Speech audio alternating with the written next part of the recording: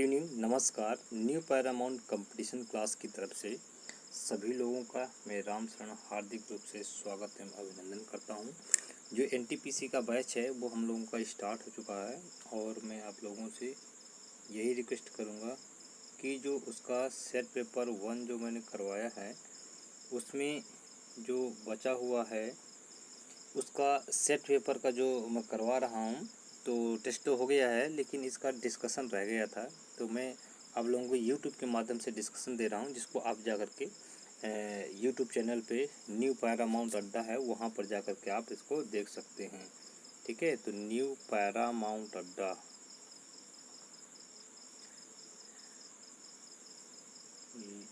UNT Paramount अड्डा, वहाँ पर जा कर के आप इसको क्या कर रहे हैं देख सकते हैं। प्लेलिस्ट में पड़ा होगा वहाँ पर, तो आप उसको जा कर के देख सकते हैं। और मैं इसी के साथ ये स्टार्ट कर रहा हूँ, जो कि इसमें 100 क्वेश्चन होंगे। टोटल ओवरऑल जो क्वेश्चन होंगे 100 होंगे, जिसमें से आप देखेंगे कि 50 क्वेश्चन जो होंगे आपके जीएस के होंगे और इसके बाद 25 रीजनिंग के होंगे और 25 जो होंगे किसके होंगे, मैथ्स के होंगे। तो इस तरह से ये टोटल 100 क्वेश्चन दिया गया है, इसको आप वहाँ पर प्लेलिस्ट में देख सकते हैं। ये मेरा प्रयास है, मैं आप लोगों को चाहता हूँ कि ज़्यादा से ज़्यादा जो है आप लोगों को ये वीडियो के माध्यम से या किसी भी माध्यम से मैं आप लोगों की हेल्प कर सकूँ, मेरा यही एक उद्देश्य होता है।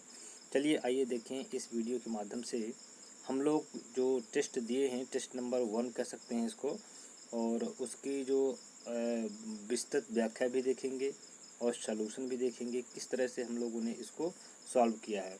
भारत के स्वतंत्रता संग्राम के इतिहास के साथ 13 अप्रैल 1919 किससे जुड़ा हुआ है। तो इसका ये क्वेश्चन है। इसके ऑप्शन पढ़ लेते हैं। नागरिक अवज्ञा आंदोलन की शुरुआत, देशव्यापी असहयोग आंदोलन, और तीसरा है देश की संपूर्ण स्वतंत्रता के लिए शपथ लेना, और डी ऑप्शन है जलियांवाला बाग नरसंहार। तो इसका जो करेक्ट आंसर हो जाएगा आपको क्या हो जाएगा, यहाँ पर देख लेंगे, जलियांवाला नरसंहार इसका करेक्ट आंसर हो जाएगा। तो अगर आप कहें तो मैं इसके साथ साथ आप लोगों को थोड़ा बहुत फैक्ट ही बताते जाऊँगा, क्योंकि क्वेश्चन पढ़ने से महत्वपूर्ण ये होता है कि इसके फैक्ट भी जानना बहुत इम्पोर्टेंट होता है। जितना उसका पढ़ना भी इम्पोर्टेंट होता है उतना ही ये फैक्ट भी महत्वपूर्ण होता है। ठीक है, तो इसके देख लेते हैं किसके शासनकाल में हुआ था। चेम्सफोर्ड के शासनकाल में हुआ था, इसको आपको याद रखना है। किसके शासनकाल में, चेम्सफोर्ड के शासनकाल में हुआ था। ये आपको बहुत ध्यान रखना है, चेम्सफोर्ड के शासनकाल में ये हुआ था। और रॉलेट एक्ट कब आया था, ये भी इसी उसमें आया था, 18 मार्च 1919 को आया था। ठीक है, देशव्यापी आंदोलन 6 अप्रैल 1919 को हुआ था। जनता पर गोलीबारी की गई थी। ठीक है, जनरल डायर के द्वारा, किसके द्वारा, जनरल डायर के द्वारा जो है इस पर गोलीबारी की गई थी, ये भी आपको याद रखना। रविन्द्रनाथ टैगोर ने सरकारी उपाधि जो उनको दी गई थी उनको उन्होंने त्याग दिया था। सर की जो उपाधि मिली थी वो भी उन्होंने क्या किया था, उनको त्याग दिया था। अगला जो इसमें दिया है, राय बहादुर की उपाधि जमनालाल बजाज इन्होंने त्याग दिया था। हंटर आयोग का गठन भी उसी समय किया गया था, 19 अक्टूबर 1919 का इसमें गठन किया गया था। चलिए आइए, ये क्वेश्चन से फैक्ट थे हमने देख लिया। नेक्स्ट क्वेश्चन की बात करते हैं। क्वेश्चन नंबर 2 है। क्वेश्चन नंबर 2 क्या कहता है, इसके बारे में हम चर्चा कर रहे हैं। भारत में पहली बार आम चुनाव कब पेश किया गया था। तो इसमें देखते हैं तो ये कब हुआ था। इसका जो करेक्ट आंसर हम लोग इसमें आप लोगों को मैंने बताया है, इसका डी आंसर हो जाएगा। कब हो जाएगा, 1951 में इसका करेक्ट आंसर हो जाएगा। अब इससे जो हम एक्स्ट्रा फैक्ट है उसके बारे में जान लेते हैं। जनगणना का लघु विभाजन कब किया गया था।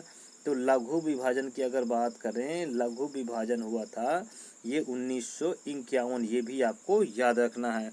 महाविभाजन कब हुआ था, यहाँ पर देख लेते हैं। महाविभाजन कब हुआ था, महाविभाजन हुआ था 1900 कब हुआ था, 21 में हुआ था, यह आपको याद रखना है। ठीक है, संविधान स्वीकार कब किया गया था, 26 नवंबर 1949 को।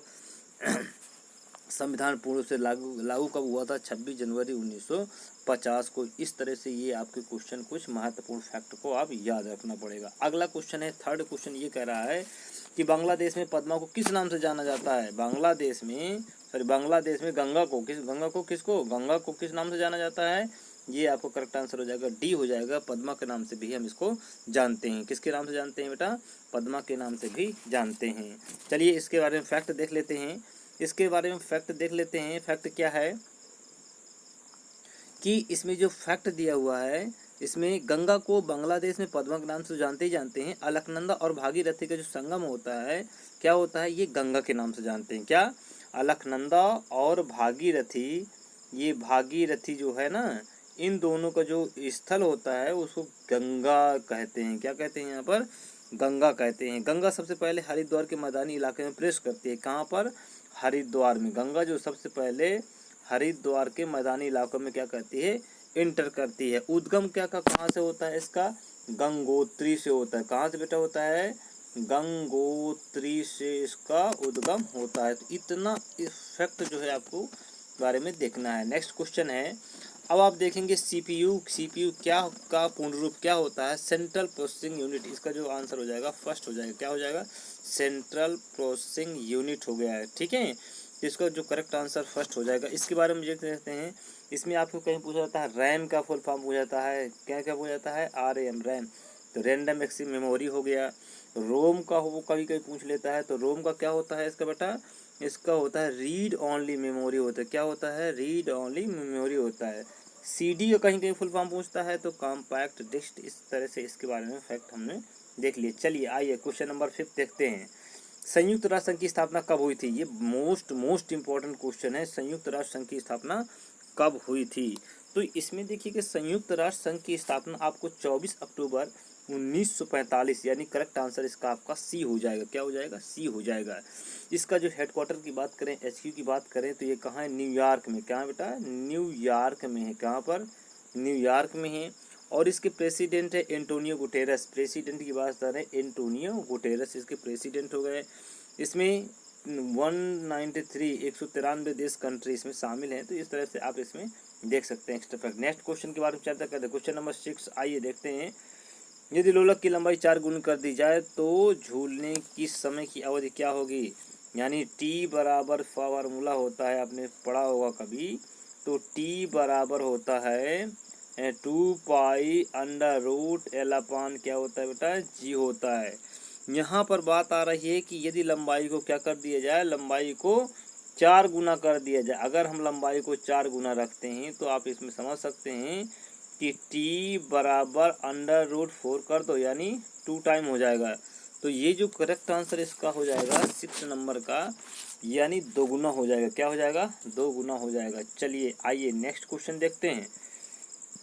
कपड़े धोने वाला सोडा, यानी कपड़े धोने वाला जो सोडा होता है उसको किस नाम से हम लोग जानते हैं। क्या, कपड़ा धोने वाला जो सोडा होता है इसको किस नाम से, सोडियम कार्बोनेट। इसका जो करेक्ट आंसर हो जाएगा डी ऑप्शन हो जाएगा, सोडियम कार्बोनेट के नाम से इसको हम जानते हैं। ठीक है, खाने वाला सोडा होता है उसको क्या बोलते हैं, खाने वाला सोडा जो होता है उसको सोडियम बाइकार्बोनेट के नाम से भी हम लोग जानते हैं, सोडियम बाइकार्बोनेट। ठीक है, इसमें सोडियम बाइकार्बोनेट जो होता है उसको देखते हैं। जो नमक होता है NaCl होता है। ठीक है, इसके बारे में भी अब चर्चा कर लें। ठीक है, आइए क्वेश्चन नंबर 8 देखते हैं। SDR का पूर्ण रूप क्या होता है। ये भी बहुत मोस्ट इम्पोर्टेंट क्वेश्चन।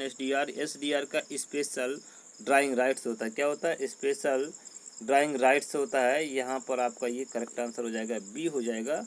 इस तरह से आपका ये प्रयुक्त किया जाता है। चलिए क्वेश्चन नंबर 9 देखते हैं। क्वेश्चन नंबर 9 क्या कह रहा है। क्वेश्चन नंबर 9 जो है इसके बारे में हम थोड़ा सा चर्चा करेंगे ही करेंगे। ठीक है, आइए क्वेश्चन नंबर इसके बारे में चर्चा कर लेते हैं। क्वेश्चन नंबर 9 क्या कह रहा है। गरीब सवर्णों को 10% आरक्षण देने के लिए संविधान में किस अनुच्छेद में संशोधन किया गया है। तो इसका जो करेक्ट आंसर हो जाएगा 9 का जो करेक्ट आंसर हो जाएगा 15 और 16 जो आपका आएगा उसी में होगा। किस में होगा, 15 और 16 में। इसका जो करेक्ट आंसर आपका सी हो जाएगा, 15 और 16 में। 15 अनुच्छेद क्या कहता है, समानता का अधिकार। क्या कहता है, समानता का अधिकार। 16 कहता है सरकारी नौकरी एवं अवसर की समानता। क्या कहता है, सरकारी नौकरी और अवसर की समानता। 15 में आप देख लिया है, 15 में क्या है, समानता का अधिकार। क्या है, समानता का अधिकार हो गया। ठीक है। और सरकारी नौकरी एवं अवसर, और 16 जो अनुच्छेद है ये सरकारी नौकरी, क्या है, सरकारी नौकरी एवं अवसर की समानता, क्या है, अवसर की समानता हम यहाँ पर देख लिए हैं। तो इस तरह से जो क्वेश्चन हैं आपके कंप्लीट हो जा रहे हैं। अगला क्वेश्चन देखते हैं, question number 10। Question number 10 most important है, क्योंकि पानीपत का युद्ध बहुत ज़्यादा पूछा गया है। किसी भी एग्जाम के लिहाज की दृष्टि से देखा जाए तो ये पानीपत का द्वितीय युद्ध किसके बीच लड़ा गया था और कब लड़ा गया था। तो ये आपका जो करेक्ट आंसर हो जाएगा, पानीपत का बैरम खां और हेमू के बीच लड़ा गया था। कहाँ, बैरम खां और हेमू के बीच लड़ा गया था पानीपत का द्वितीय युद्ध। कहाँ, द्वितीय युद्ध कब लड़ा गया था, 1556 ईस्वी में लड़ा गया था पानीपत का द्वितीय युद्ध। ठीक है। अब देखते हैं आगे इसके फैक्ट देख लेते हैं। खानवा का युद्ध कब हुआ था, 1527 ईस्वी में, और राणा सांगा एवं बाबर के 1527 में कौन हुआ था, खानवा का युद्ध। किसका युद्ध, खानवा का युद्ध हुआ था। अगला क्वेश्चन देखते हैं, इसी में फैक्ट देखते हैं। चौसा का युद्ध देख लेते हैं। चौसा का युद्ध कब हुआ था बेटा, चौसा का जो युद्ध हुआ था 1539 में हुआ था, हुमायूं और शेर शाह के बीच, हुमायूं प्लस शेर शाह के बीच हुआ था। अब इतना फैक्ट इसके बारे में। ये बिलग्राम का युद्ध कब हुआ था, तो बिलग्राम का युद्ध भी देख लेते हैं कब हुआ था। ये हुआ था 1540 में। किसका, बिलग्राम का युद्ध, किसका, 1540 ईस्वी में हुआ था। इतना भी आपको याद रखना पड़ेगा। तो और देखते हैं क्वेश्चन, नेक्स्ट क्वेश्चन क्या है। ये क्वेश्चन अच्छे हैं, महत्वपूर्ण क्वेश्चन है जो कि एग्जाम में बार बार पूछे जाते हैं। फिरोजाबाद किस लिए विख्यात है, तो ये आपका हो जाएगा किस लिए विख्यात है, सिलाई मशीन के लिए, कृत्रिम शिल्प के लिए, कपड़ा उद्योग के लिए, कपड़ा उद्योग। यहाँ पर जो है इसका जो करेक्ट आंसर हो जाएगा, फिरोजाबाद किस लिए प्रसिद्ध है, ये चूड़ियों के लिए प्रसिद्ध है। तो इसका जो यहाँ पर मैंने ये आपका हो जाएगा 2 बार हो गया है, तो इसका जो करेक्ट आंसर डी हो जाएगा, यानी ये आपका चूड़ियों के लिए हो जाएगा। किसके लिए, चूड़ियों के लिए हो जाएगा फिरोजाबाद। ठीक है बच्चों, तो आप इतना ध्यान रखना है, फिरोजाबाद किस लिए प्रसिद्ध है, चूड़ियों के लिए प्रसिद्ध है। इतना आपको यहाँ पर याद रखना पड़ेगा। फिरोजाबाद शहर जो किसकी यादें बनवाया गया था, फिरोज शाह तुगलक की यादें बनवाया गया था। तो इतना आपको इसके बारे में फैक्ट याद रखना है। चलिए अगला क्वेश्चन देखते हैं। भारत की प्रथम महिला गवर्नर कौन थी, ये भी मोस्ट इम्पॉर्टेंट है, ये भी कई बार क्वेश्चन पूछा गया है। तो इसमें देखते हैं भारत की प्रथम महिला गवर्नर कौन बनी थी, तो ये इसमें आपकी बनी थी कौन, श्रीमती सरोजनी नायडू को बनाया गया था। क्या बनाया था, श्रीमती सरोजनी नायडू जी को बनाया गया था। ठीक है, इसके बारे में आप एक्स्ट्रा फैक्ट भी देखते हैं। पहली गवर्नर बनी थी सरोजनी नायडू। जन्म कहाँ हुआ था, यूपी में हुआ था। आप ध्यान रखिएगा, पूछ सकता है कि यूपी में हुआ था। और इसके भारत कोकिला की भी नाम से जाना जाता है। किसके नाम से, भारत कोकिला। किसके नाम से, भारत कोकिला के भी नाम से इनको जानते हैं। प्रथम महिला कांग्रेस अध्यक्ष हुई थी, क्या हुई थी, प्रथम महिला कांग्रेस अध्यक्ष, प्रथम महिला कांग्रेस अध्यक्ष भी इनको नियुक्त किया गया था। तो आप इसके बारे में भी आप ध्यान रखेंगे। चलिए नेक्स्ट क्वेश्चन लेते हैं। नेक्स्ट क्वेश्चन ये है कि डूरंड रेखा किन 2 देशों की संयुक्त रेखा है, तो भारत चीन, भारत अफगानिस्तान, भारत और तिब्बत, भारत अफगानिस्तान।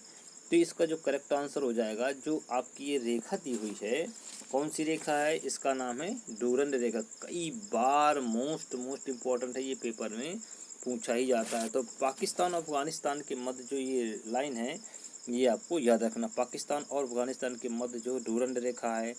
और इसके बारे में हम और देख लेते हैं बहुत सारे, जो डूरंड रेखा हो गया।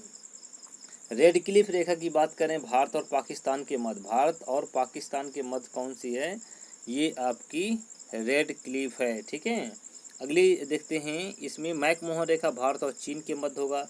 और 49वीं समांतर रेखा जो है अमेरिका और कनाडा के मध्य है। मैक रहीम रेखा रूस और फिनलैंड के मध्य है। और हिंडनबर्ग रेखा कई बार पूछा गया है, जर्मनी पोलैंड के बीच है।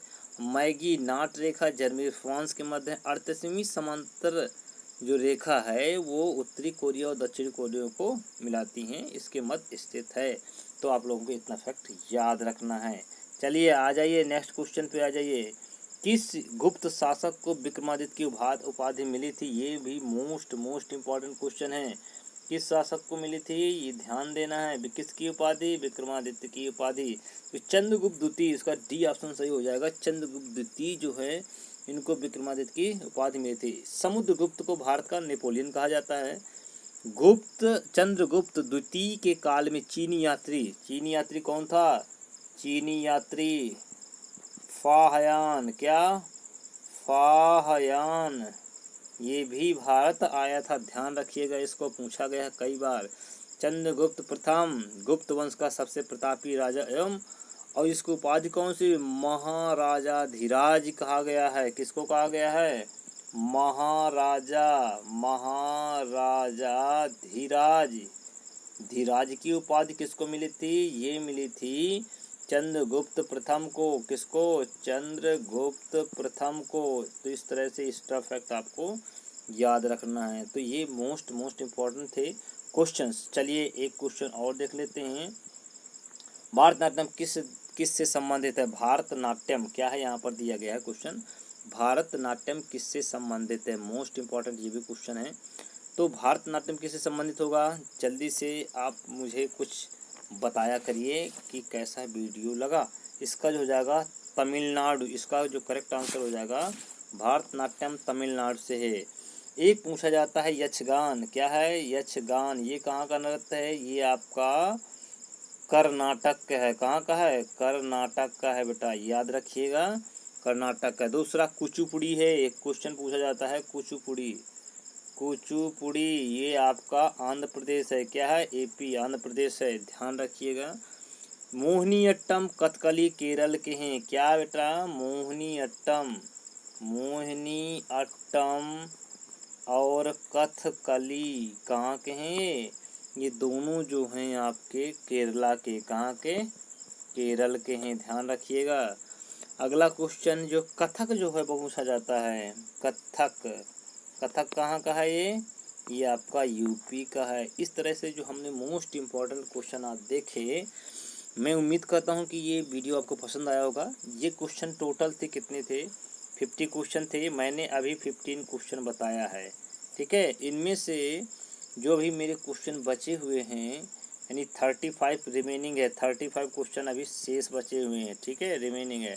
अगर ये वीडियो पसंद आएगा तो लाइक शेयर सब्सक्राइब जरूर करिएगा और मुझे कमेंट करके बताइएगा, मैं इसके आगे और वीडियो बनाऊँ, इसके जो क्वेश्चन है डिस्कशन करूँ या ना करूँ, आप मुझे कमेंट बॉक्स में ज़रूर बताइएगा।